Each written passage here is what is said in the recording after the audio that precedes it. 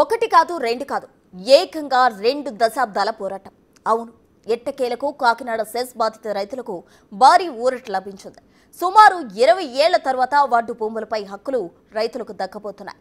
Stamp duty, registration లాంటి ఛార్జీలు లేకుండా సెస్ నుంచి తిరిగి స్వాధీనం చేసుకున్న 2180 ఎకరాల భూములు బదలాయించేందుకు ఏపీలోని కూటమి ప్రభుత్వం చర్యలు తీసుకుంది. ఈ మేరకు ఉప ముఖ్యమంత్రి పవన్ కళ్యాణ్ కార్యాలయం ఓ ప్రకటన చేసింది.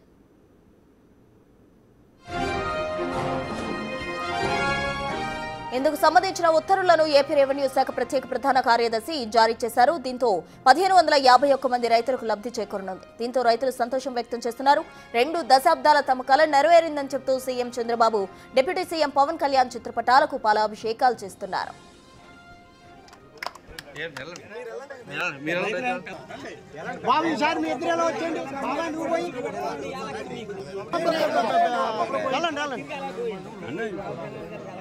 వైఎస్ రాజశేఖర రెడ్డి హయాంలో కాకినాడ, తొండంగి, కొత్తపల్లి మండలాల పరిధిలో 8180 ఎకరాలను సెస్ కోసం సేకరించారు. అప్పట్లో ఎకరాకు 3 లక్షల రూపాయల చొప్పున పరిహారం అందించారు.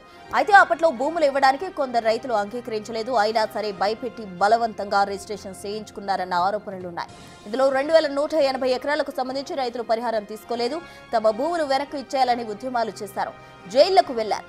2014లో టీడీపీ ప్రభుత్వం వచ్చాక మరో 2 లక్షలు అదనంగా ఇచ్చారు. సెస్ భూముల్లో నాడు సీఎం చంద్రబాబు ఏరువాక కార్యక్రమాన్ని నిర్వహించారు. వైసీపీ ఆయనలో భూములు వెనక్కు ఇవ్వాలని నిర్ణయించినా ఆ ప్రక్రియ ముందుకు సాగలేదు. చివరకు 2024 ఏపీ అసెంబ్లీ ఎన్నికల్లో కూటమి నేతలు దీనిపై హామీ ఇచ్చారు. అధికారంలోకి వచ్చాక సమస్య పరిష్కరించి న్యాయం చేస్తామన్నారు. పవర్లోకి రావడంతో ఇప్పుడు ఉచితంగా రిజిస్ట్రేషన్ చేసి ఇచ్చేలా సంబంధిత శాఖకు ఆదేశాలిచ్చారు సీఎం చంద్రబాబు.